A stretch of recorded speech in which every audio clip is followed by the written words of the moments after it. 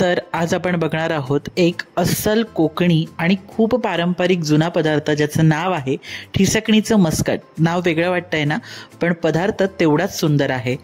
फक्त गव्हाच्या पिठापासून हा मस्त पौष्टिक नाश्ता आपण बनवलेला आहे।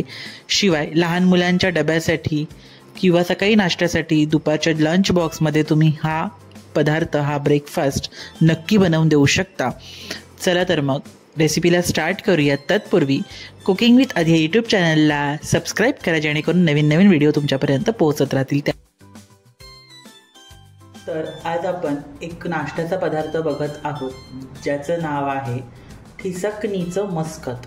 नाव खूप वेगळं आहे, पण हा कोकणी नाश्त्याचा पदार्थ आहे आणि आज आपण तो बघणार आहोत। गव्हाच्या पिठापासून हा पदार्थ बनवला जातो, त्यासाठी लागणारं साहित्य आपण बघूया।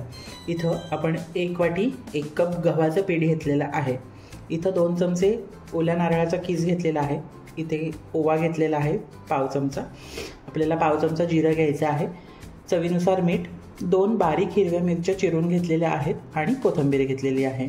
तर आणि इथे आपण हळद घेतलेली आहे पाव चमचा। तर रेसिपीला स्टार्ट करूया। आता हे सर्व जिन्नस आपण एका मिक्सिंग बाउलमध्ये सगळं एकत्र करून घेणार आहोत। त्याच्यामध्ये पाणी साधारण 1 ते 1.5 कप आपण पाणी वापरलेलं आहे आणि त्याचं असं बॅटर तयार करून घेतलंय। बॅटर रेडी झालेलं आहे। कन्सिस्टन्सी बघू शकता, अशीच कन्सिस्टन्सी ठेवायची आहे आपल्याला। खूप सिंपल, खूप इझी रेसिपी आहे। लहान मुलांच्या स्पेशली डब्याला तुम्ही देऊ शकता। त्यानिमित्ताने चपाती खात नसतील तर वेगळं काहीतरी या निमित्ताने मुलांना मिळू शकतं आणि मला वाटतं त्या आवडीने खातील। नक्की करून बघा। सो अशा पद्धतीने आपलं जे बॅटर आहे हे रेडी आहे। आता आपण मस्कट करायला सुरुवात करूया।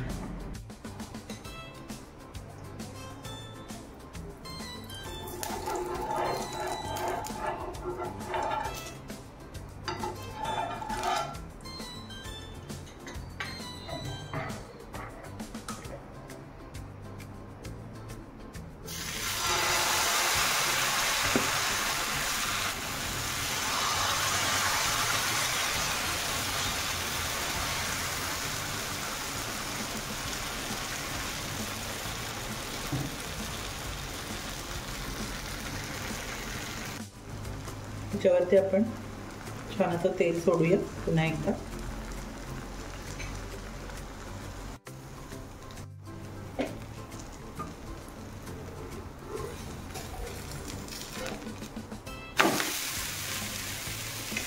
अशा पद्धतीने दोन्ही साईडून आपण छान खरपूस भाजून घ्यायचं आहे।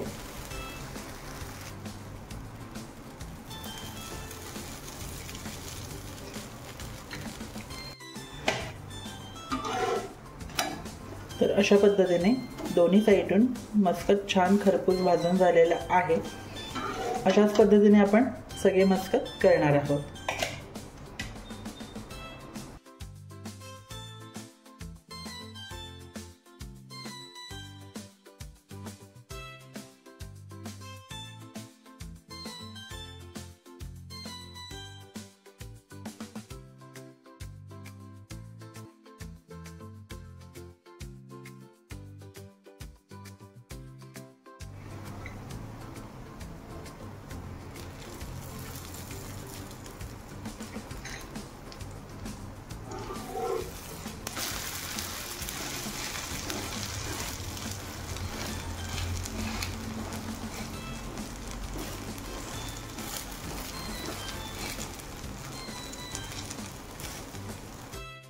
तर अशा पद्धतीने आपले ठिसकणीचं मस्कट तयार झालेलं आहे।